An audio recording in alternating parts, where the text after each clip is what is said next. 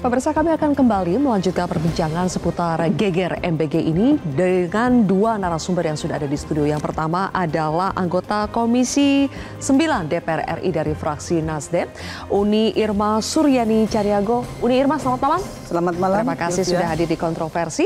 Kemudian juga ada Ketua Komisi Perlindungan Anak Indonesia atau KPAI, Ibu Margaret Aliatul Maimunah. Ibu Margaret, selamat malam. Selamat malam, Mbak. Kemudian juga bergabung dari sambungan Zoom ada CEO dari Center for Indonesia Strategic Development Initiatives atau CISDI, Ibu Diah Sapiani Saminarsi. Ibu Diah, selamat malam.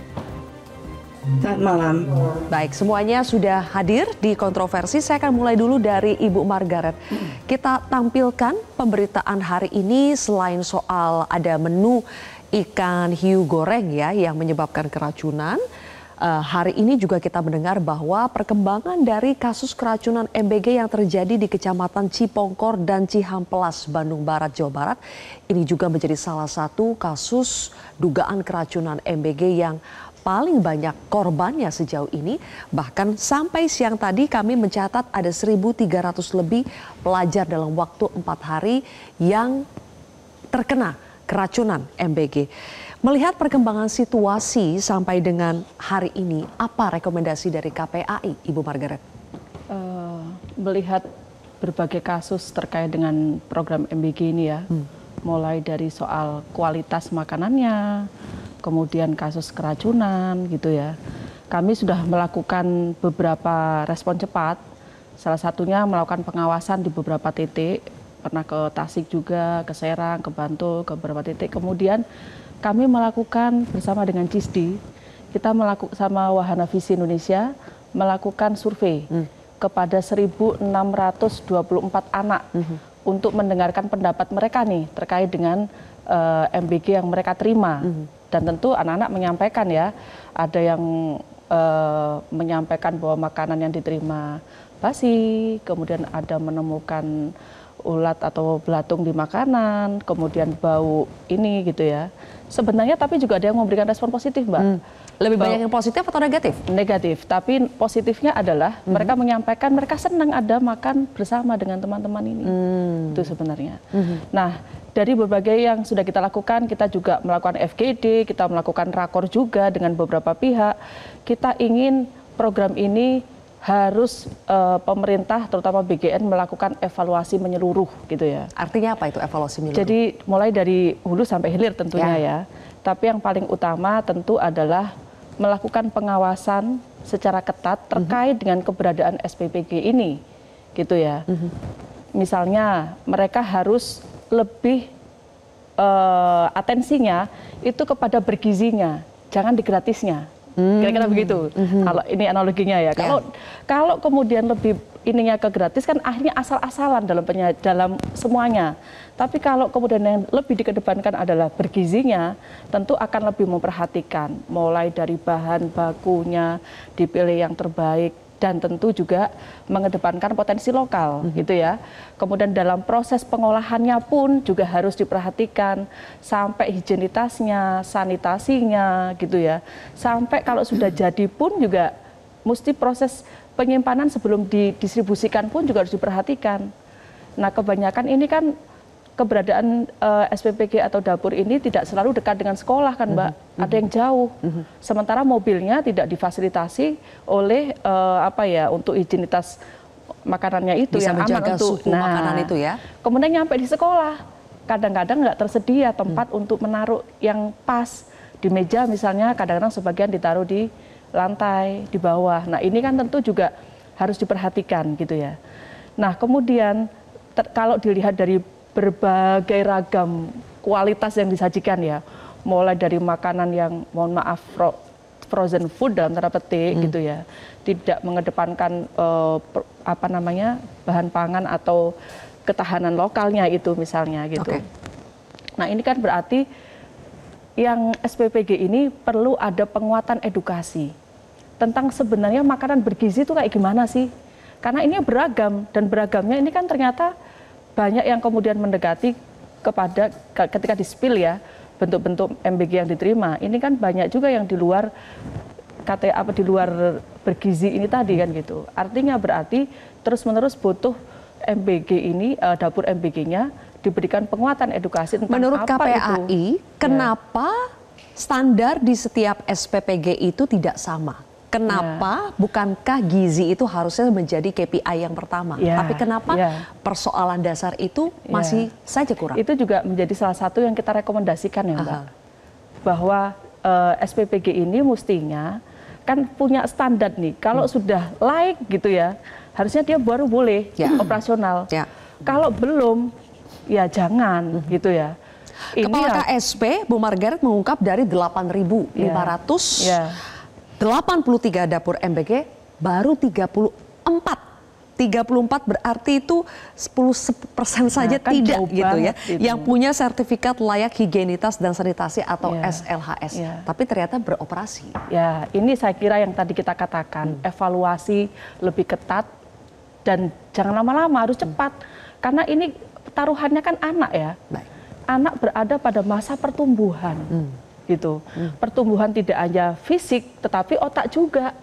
Kalau gizinya nggak bagus untuk mensupport mendukung pertumbuhan anak, ya anak yang jadi korban. Gitu. Oke, saya pindah dulu ke Uni Irma.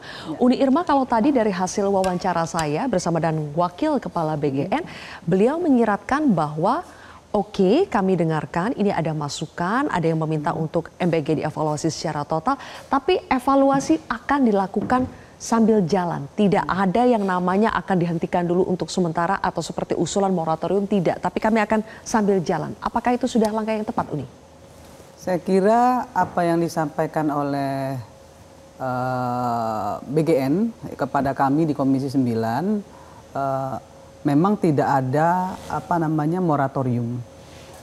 Evaluasi menyeluruh. Kami dari Komisi 9 menyampaikan kepada BGN harus ya dilakukan evaluasi secara menyeluruh. Bagi SPPG yang melakukan kesalahan, memang harus di stop dulu. Nggak boleh langsung besoknya dia harus kirim lagi, ya harus ada evaluasi. Nah, maka kemudian yang harus dilakukan oleh BGN adalah jangan sembarang memberikan rekomendasi kontrak kepada SPPG. Itu yang pertama. Yang kedua, kami di Komisi 9, saya pribadi sudah menyampaikan bahwa banyak kuota SPPG fiktif. Ya. Orang mendaftar tapi dapurnya nggak ada. Nah, akibatnya oknum-oknum ini memperjualbelikan kuota itu kepada orang lain yang mau mengambil SPPG ini. Nah, ini juga mempengaruhi kinerja, mempengaruhi kualitas SPPG itu sendiri. Nah, yang ketiga, saya menyoroti sangat keras kepada BGN soal 3 SDM yang ditaruh di SPPG. Kan di sana ada ahli gizi, kemudian ada keuangan, ya, ada satu lagi kontrol. Di SPPG ada tiga orang yang digaji langsung oleh BGN. Nah, menurut saya kalau 3 orang ini bekerja dengan baik, nggak mungkin bisa ada makanan yang lolos keluar dalam keadaan basi. Nggak mungkin ada buah yang dalam keadaan ada belatung, nggak mungkin. Kalau mereka bekerja, artinya kan mereka nggak kerja. Satu. Yang kedua, saya melihat 3 orang ini bukan orang-orang yang memang punya kapasitas yang sesuai dengan standar yang harusnya menjadi tupoksinya, gitu. Saya mendengar bahwa perekrutannya itu dilakukan oleh Karek, ya. Karek itu ketua regional. Yang mohon maaf juga menurut saya orang yang tidak berkompeten, gitu. Nah, ini juga harus dievaluasi secara total. Jadi SDM-nya ini nggak sesuai, gitu ya, dengan kemampuan yang memang harus dimiliki oleh orang yang mau menjadi stakeholder SPPG. Nah, yang ketiga, dari Komisi 9 sudah menyampaikan kepada BGN bahwa BGN harus bekerja sama dengan BP POM terkait dengan pangan aman, ya, pangan aman. Kemudian BGN juga harus bekerja sama dengan BKKBN terkait dengan distribusi untuk ibu hamil, PAUD dan lain-lain supaya tidak terjadi yang basi dan lain sebagainya itu karena cepat kan. Banyak sekali teman-teman dari BKKBN yang memang bisa melakukan itu. Nah, yang ketiga adalah bekerja sama dengan BPJS Kesehatan. Karena kalau terjadi sesuatu BPJS itu nggak boleh lagi ngomong dia punya kartu BPJS atau enggak, gitu kan, harus masuk. Nah, yang keempat adalah bekerja sama dengan Kementerian Kesehatan. saya nggak setuju dengan sertifikasi higienis. Sertifikasi itu semuanya, mohon maaf ya, itu semuanya bisa diperjualbelikan. Kan kita udah lihat nih contohnya yang di Kementerian Tenaga Kerja. Jadi lebih bagus Kementerian Kesehatan terjun langsung menjadi bagian dari koordinasi antara BGN, Kementerian Kesehatan, BP POM, BPJS, dan BKKBN. Nah kalau 5 institusi ini melakukan kerjasama ya, berkoordinasi untuk mensukseskan BGN ini, saya kira nggak ada yang sulit. Oke. Berarti Uni setuju bahwa evaluasi total wajib dilakukan, tapi bukan berarti menghentikan sementara programnya, MBG-nya. Enggak, kalau dihentikan tidak ya, kasihan anak-anak, karena anak-anak juga butuh, bangsa ini butuh ya. Tapi seperti yang disampaikan beliau tadi, bahwa saya juga menyampaikan kepada masyarakat bahwa ini bukan makan kenyang loh, ini makan bergizi. Sehingga harus tahu bahwa yang dituju adalah gizinya agar pertumbuhan otak anak itu berkembang, kan seperti itu. Nah, ini yang nggak menjadi dasar pijakan SPPG untuk memberikan variasi menu kepada penerima. Soal variasi menu ini menarik, Uni, karena ini juga menjadi salah satu pembahasan yang panas juga ketika kita mendengar Komisi 9 melakukan RDP dengan sejumlah pemerhati dari program MBG ini. Termasuk salah satunya yang cukup banyak ditonton masyarakat adalah pernyataan dari Dr. Tan Shot Yin. Kita simak bersama. Nah, yang lebih menarik lagi adalah BGN sendiri menandatangani kerjasama dengan salah satu perusahaan susu formula. Next please. Dan akhirnya karena penandatanganan tersebut, ini juga tadi yang sudah dikeluarkan oleh CISDI, maka BGN sendiri melanggar undang-undang yang kita buat, peraturan pemerintah. Ya, karena akhirnya mereka memberikan paket MBG yaitu formula biskuit balita ya, dan formula lanjutan, yang mana bangsa kita tidak butuh formula. Bangsa kita butuh edukasi. Dan lihat ketika usia 2 tahun. Usia 2 tahun udah gak ada gelas susu di situ karena giginya sudah komplit. Kedua, karena dia sudah makan, full makan. Jadi saya tidak mau BGN itu lalu membenturkan dengan konsep-konsep PMBA yang memang sudah ada. Dan kami para nakes juga termasuk teman-teman bidan dan teman-teman promkes, tenaga pelaksana gizi di lapangan dan para perawat, itu kita sudah mati-matian mengajar masyarakat selama 80 tahun kita merdeka. Dan sekarang dihabiskan hanya karena supaya produk-produk instan ini merajalela. Baik, saya ingin minta tanggapannya dari Ibu Diah dari SISDI juga yang pada saat RDP pada hari Senin lalu ya, itu juga bersama dengan Dr. Tan salah satu menyampaikan saran dan juga unek-uneknya soal program MBG. Kalau menurut SISDI, Ibu Diah, pangkal masalah utama dalam pelaksanaan program makan bergizi gratis ini apa? Ya, jadi tadi yang disampaikan oleh Ibu Margaret dari KPAI, oleh Ibu Irma, Komisi 9 DPR, selamat malam Ibu-Ibu sekalian, itu ada di tataran operasional. Jadi bagaimana handling SPPG, bagaimana memastikan agar makanan itu dikemas dan dimasak dengan baik, itu ada di tataran operasional.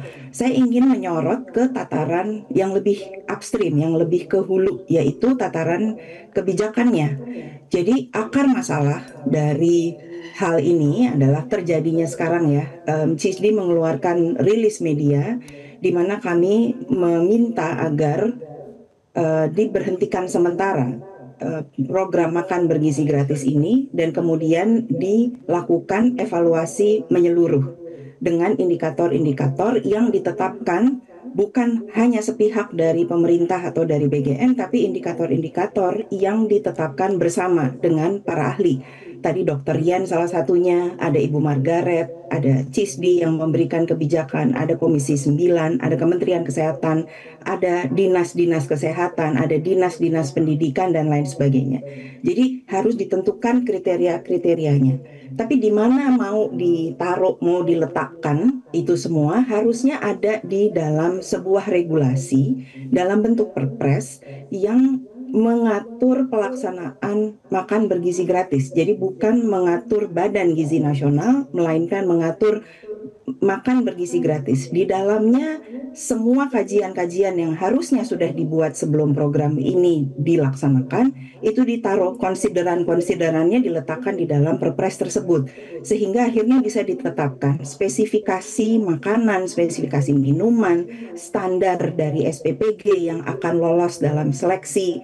Itu ada semua di sana, sehingga kita tidak lagi berbicara bagaimana menghandle atau memitigasi keracunan, korban-korban keracunan yang jumlahnya sampai sekarang sudah lebih dari 6.000, karena waktu CIDI mengeluarkan itu 5.600 dan sekarang sudah ditambah yang dari Cipongkor di atas 1.000. Jadi jumlah ini amat sangat banyak, dan kita dalam hal ini harusnya kita mengutamakan keselamatan anak-anak. Jadi dan perlindungan anak. Jadi ini kenapa CISDI menyuarakan terus bahwa untuk menyelesaikan masalah ini saat ini mitigasinya atau mitigasi risikonya adalah moratorium, penghentian sementara, dan kemudian dikeluarkan perpres makan bergizi gratis, di mana BGN menjadi bagian dari perpres tersebut.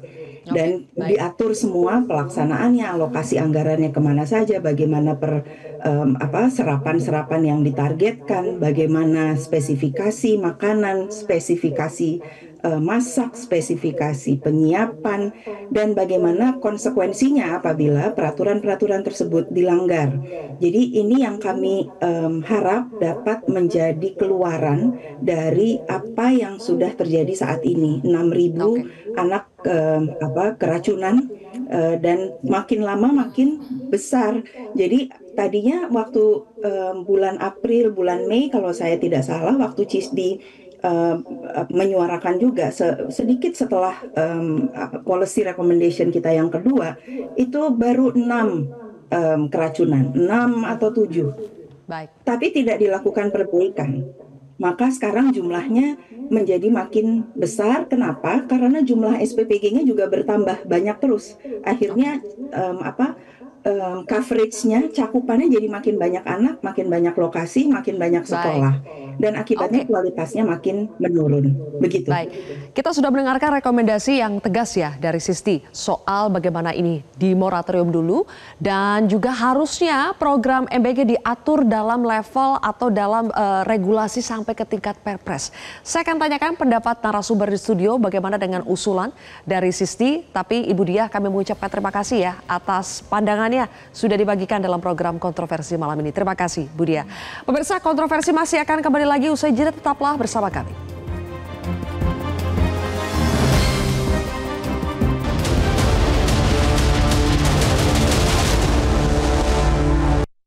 Jelajahi cara baru mendapatkan informasi. Download Metro TV Extend sekarang.